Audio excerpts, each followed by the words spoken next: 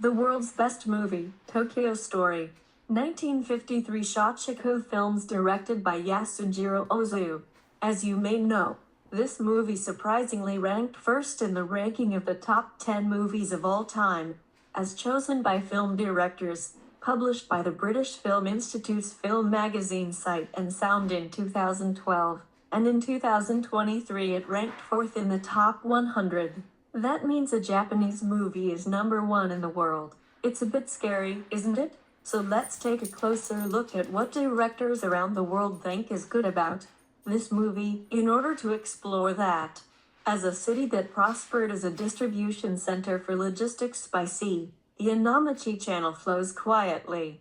Fields spread out when you climb the hills, and the city is warm in the winter and thrives as a tourist destination. Shukichi, Jisai Ryu and his wife Tomi, Chiko Higashiyama, live in this city, which is thriving as a tourist destination, and they ask their second daughter Kyoko Kagawa, who is an elementary school teacher, to look after the house, and decide to go to Tokyo. He tells Kyoko that she doesn't need to force herself to come to this station, but that he will see her off at the station since it will be exactly 6 hours before they leave, and the subject is physical education, and that he has sent a telegram to his third son Keizo, Osaka Shiro, who lives in Osaka, that he will arrive in Osaka around 6 p.m., so he will meet him at the station, and that he has given him an air pillow so it should be in his bag.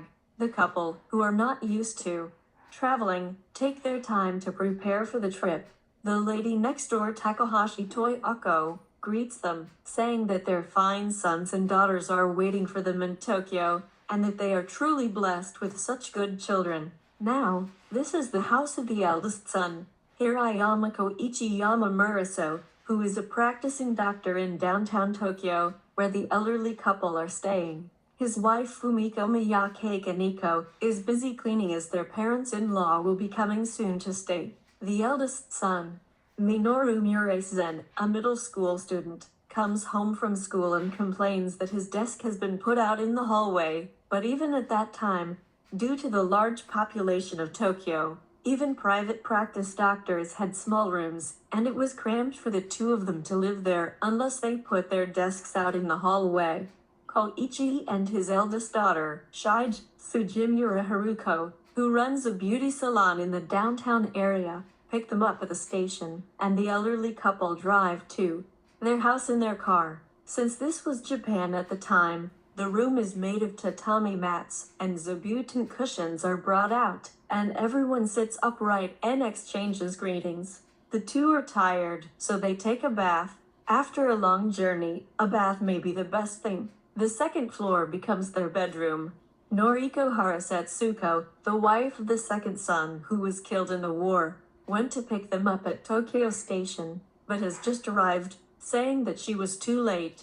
Tommy thanks Noriko for taking the time to come, saying that she could meet her if she didn't come today, since she'll be here for a few days. However, the fact that she went to pick her up at Tokyo Station and came to greet her on the day she arrived shows that she is a very polite person. She must have work to do, too. The screen shows a bank close to the house, with young baseball players running along it and people passing by on their bicycles. Inside the house, Minoru, a middle school student, is studying English in the examination room. The sounds of festival drums and flutes can be heard from afar, in this tranquil corner of Tokyo.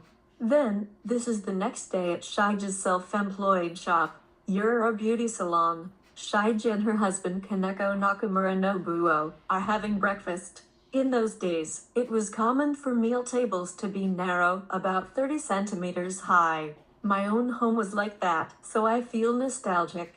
At that time, the culture of sitting on chairs was almost non-existent, so it was easy to hunch one's back when eating.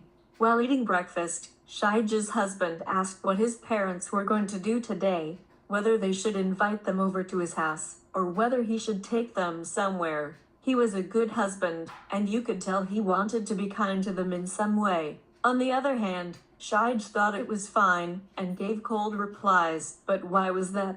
Today was the day Koichi was going to take his parents, and both of them were dressed up, but There was a patient whose child had a fever of 39 or 38 degrees and would not go down, so he decided to go on a house call, and after all, they were unable to go to the sites together. It was more than just a shame that the elderly couple had made the long train ride from Onomichi to Tokyo, far from the house, and the sites had to be cancelled because the eldest son's work meant he couldn't leave the house. This elderly couple knew that they would never be able to come to Tokyo again, because they would no longer have the physical or mental strength to go to Tokyo by themselves.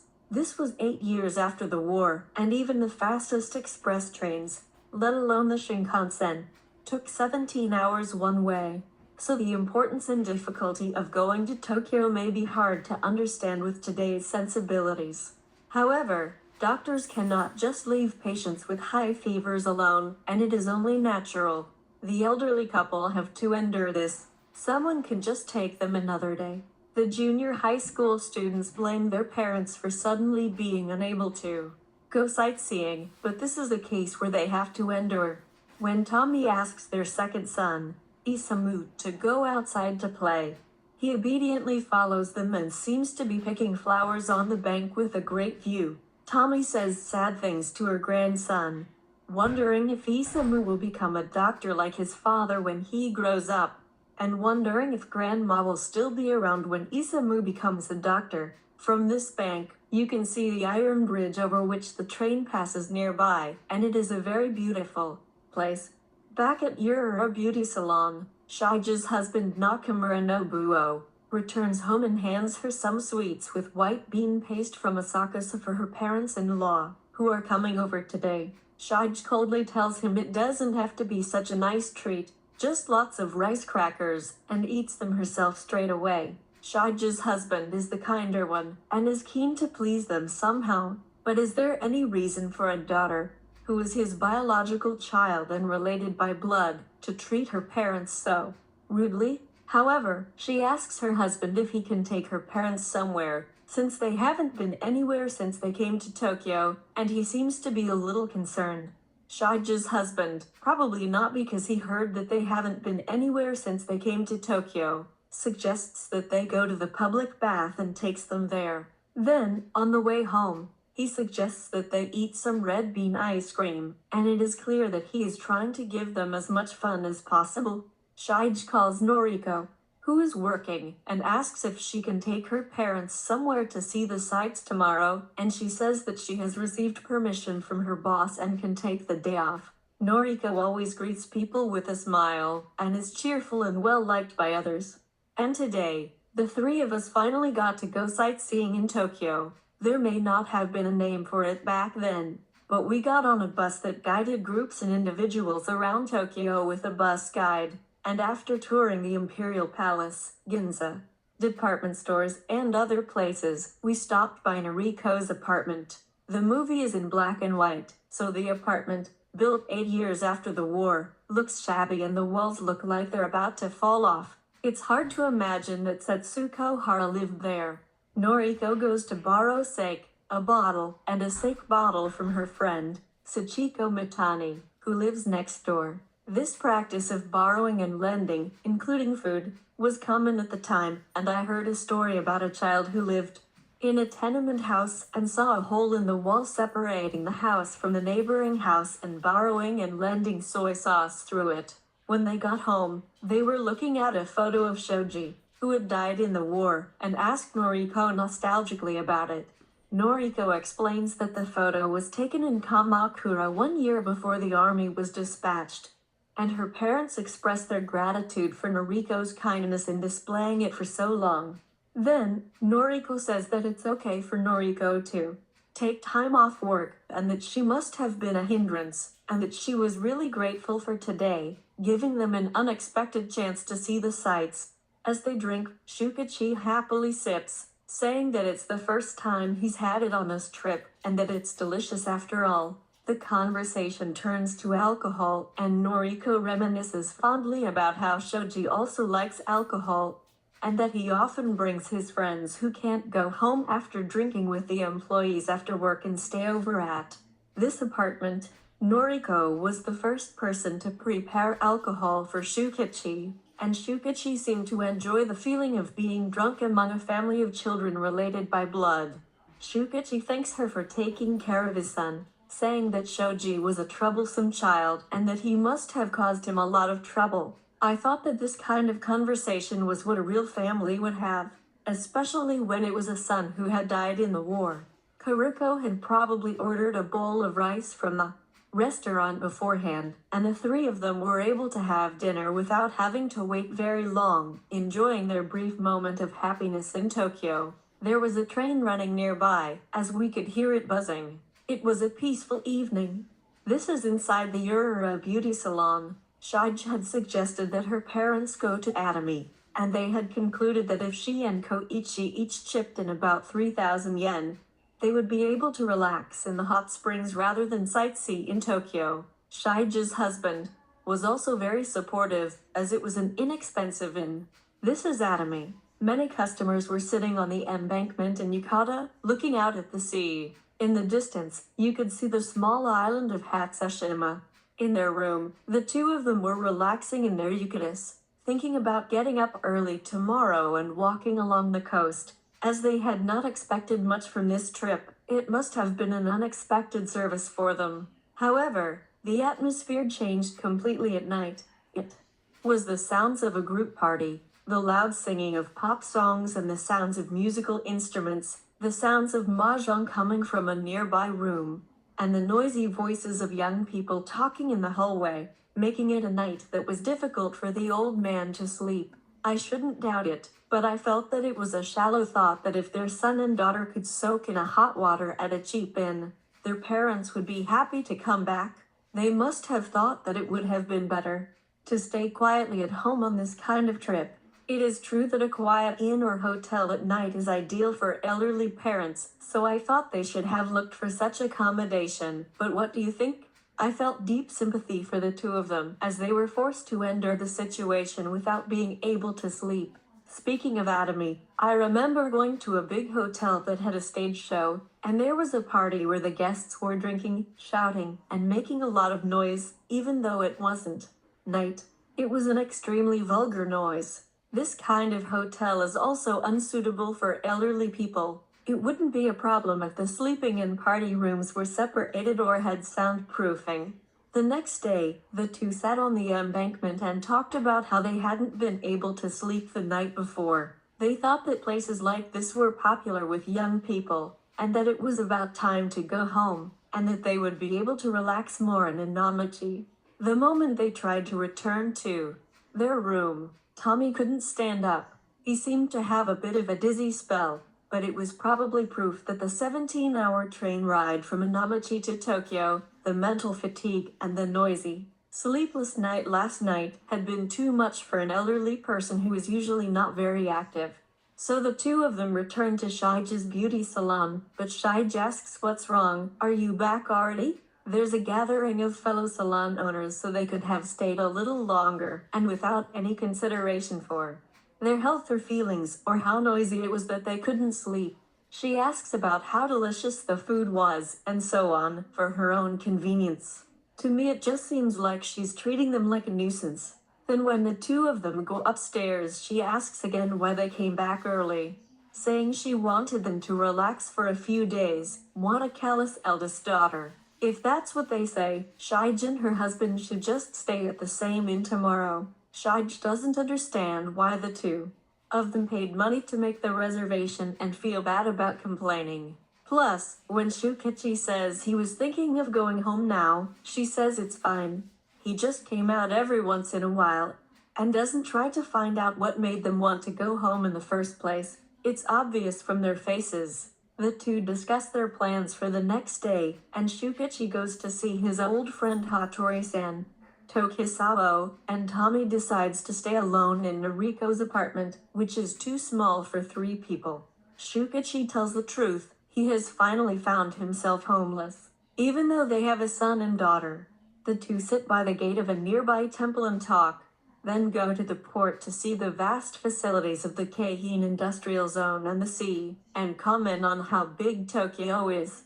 Noriko and Tomi talk intimately, and Tomi is moved to tears by Noriko's kindness. As you all know, the reason Tomi sheds tears is because she is old and easily moved to tears, but as I said earlier, it was because she was deeply moved that someone so completely different, a complete stranger who lives in an environment where it is inevitable that she will lose her connection as the wife of a husband who died in the war, would care so much for an elderly person. Tomi and Noriko both probably thought that they wished that their second son, who married a woman who cared for others and was so kind, would not die and that they could live a happy life together. I felt that Tomi's heart was most moved by the fact that she had encountered Noriko's personality, who was more considerate of Tomi than her son and daughter, even though they were not related by blood, during what would likely be her last visit to Tokyo. So, even though her real son and daughter ended up feeling cold towards her, she must have felt that she had received a sense of happiness as a true human being from God.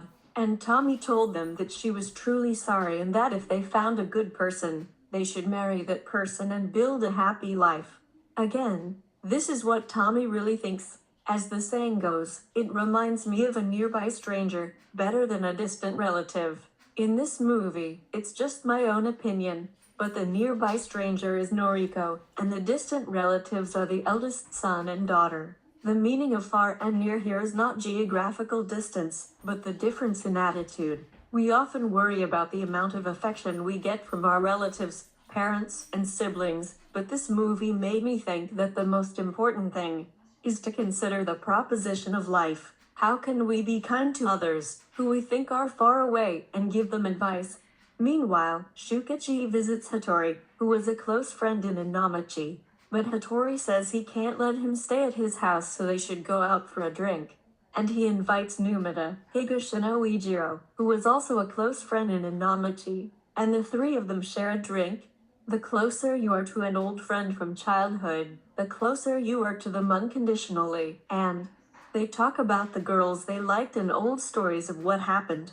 But Numida says that if you have children, they get in the way of their parents when they grow up, and it is difficult to maintain a parent-child relationship. At this meeting, Hattori praises Shukichi's children for being all well-behaved, but Shukichi denies it, saying, no, he doesn't know what to think. It is clear from the fact that he is not really satisfied, as he and Tomi discuss going home early. They go to the second bar late at night, and Hattori again says that it's good that Shukichi has come to Tokyo, that he has well-behaved children. But Shukichi refuses to say anything about how his children treated him this time.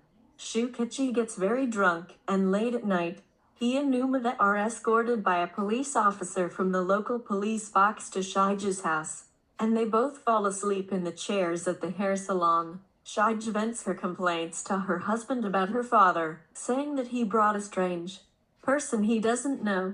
The husband should have just asked his wife what to do, thought about what to do himself, and come to a decision, but this is just a childish response. In this scene, I can't help but wonder why Shukichi couldn't forgive his father, who had met two old friends for the first time in a long time and spent a good time drinking with them, even if he had come home drunk. From my perspective, I felt that Shukichi had experienced a strong sense of loneliness in Tokyo. Tomi must have felt the same way. However, by going to Noriko's house alone and expressing her gratitude to Noriko to her heart's content, Tomi realized what a wonderful person her son had married during this trip. I imagine Tomi felt truly happy on this trip. As they were leaving in the morning, Noriko gave Tomi some money. Tomi was moved to tears by her kindness. Noriko said, "Please come again." The next day, the two of them boarded the 9 p.m. express train to Hiroshima, but Tomi fell ill and had to get off in Osaka to stay at the home of the third son, Keizo, Osakashiro. Keizo tells his colleague at the National Railways, Abe Toru, that he had to see the doctor twice last night. This is still the third son, Keizo's house. Shukichi gives Tomi some medicine, thinking that she must have been drunk because the train was too crowded. Tomi says that she is completely better, but is taking the medicine the doctor gave her just in case. They decide to stay here for one more day and return on the next train with less traffic. Tomi tells Shukichi how happy she is that she was able to see all her children and that her grandchildren have grown up, and that it was a great trip, even though it was only 10 days. Shukichi says that people have always said that grandchildren are more precious than children, and when asked how Tomi was, he says that he is just like Shukichi and that children are better, but children change as they grow up. Shige, for example, was a kinder child, but when her daughter got married, that was the end. Tomi and Koichi also compared the changes, saying that they were kinder when they were children. There is no end to wishful thinking, but they both agree that it's okay. They both confirmed that they were happy. Shukichi sent a letter by express mail saying that he had returned safely after staying at Keizo's house in Osaka for 2 days, and shortly after the two returned to Onomichi, a telegram arrived saying that Koichi's mother was in critical condition.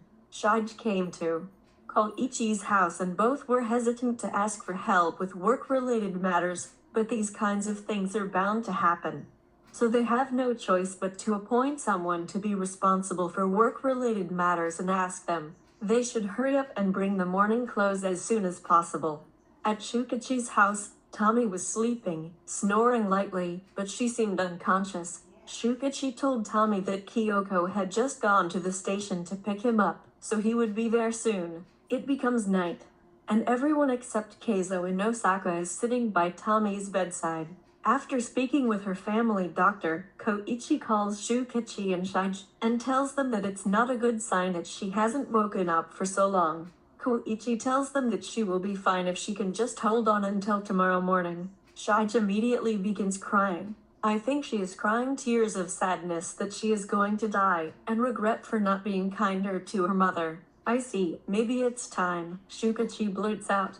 Just as Koichi had said, when morning comes, Tomi has passed away. Shige blurts out, people can die so suddenly, they were so energetic.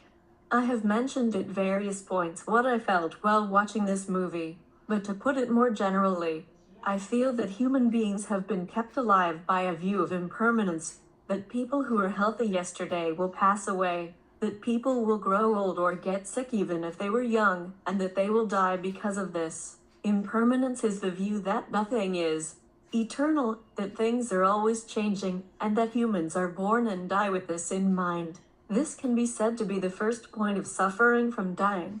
And the second point is that we all live with the fate of growing old, becoming unable to move as we wish, and becoming quiet as we can no longer be as reckless as we were in our youth. We don't realize it when we are young, but the sadness and frustration of growing old is something that everyone shares. And the third point is that we live with the worry of getting sick and dying. And the fourth point is that we are living with the pain of living. I said pain. Of course there is joy in it, but there is always pain that we must overcome. That is why, whether we like it or not, it is important for us to live our lives by cherishing our family, the small group of people closest to us, as the foundation, and encouraging each other. Tomi and Shukichi commented that their two children were kind as children, but that they changed as they grew up. I think that the one thing that doesn't change is the challenge each of us faces in life, pouring our love into our family if possible, and even more so, into others. I believe that the reason this film was praised by directors around the world as the best film in the world in 2012 is because it deals with the unshakable fate given to humans, which is death, and the most important thing in that fate, how to live a life filled with love, with family at the foundation. The strongest impression I got from watching this film was that everyone in the world has the same thoughts. After Tomi's funeral, the three of them quickly go home, leaving Noriko behind, which upsets Kyoko, but Noriko protects her brother and sister-in-law and gently admonishes the younger Kyoko. On the day Noriko is to return to Tokyo, Shukichi expresses his gratitude for Noriko's kindness, tells her to remarry soon and be happy, and gives her Tomi's keepsake watch. Noriko bursts into tears. The next morning, alone in his empty room, Shukichi gazes out at the quiet sea of Onomichi.